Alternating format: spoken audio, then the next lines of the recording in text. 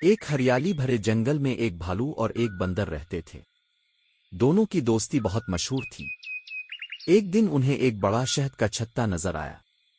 بندر نے کہا، بھالو بھائی، تم طاقتور ہو، چھتا توڑ دو، میں نیچے پکڑ لوں گا۔ جیسے ہی چھتا گرا، غصے میں بھری مکھیاں باہر نکل آئیں۔ بندر تو تیز تھا، فوراً درخت پر چڑھ گیا، لیکن بیچارہ بھالو آہستہ بھاگا اور مکھیاں اسے کاٹتی رہیں۔ وہ بہت دکھی ہوا۔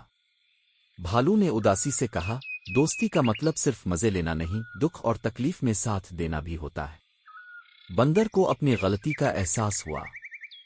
اس نے بھالو کے زخموں پر پتے رکھے اور معافی مانگی۔ کچھ دن بعد جنگل میں تیز آندھی اور بارش آئی۔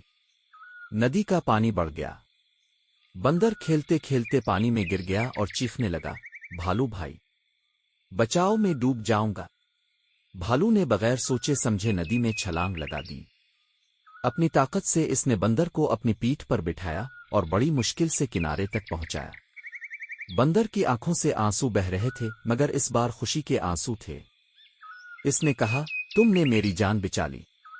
اب سمجھ آیا کہ دوستی صرف مزے نہیں بلکہ ایک دوسرے کی حفاظت بھی ہوتی ہے۔ بھالو مسکرایا اور بولا، دوست وہی ہے جو ہر طوفان میں ساتھ کھڑا رہے۔ یوں دونوں کی دوستی اور بھی گہری ہو گئی۔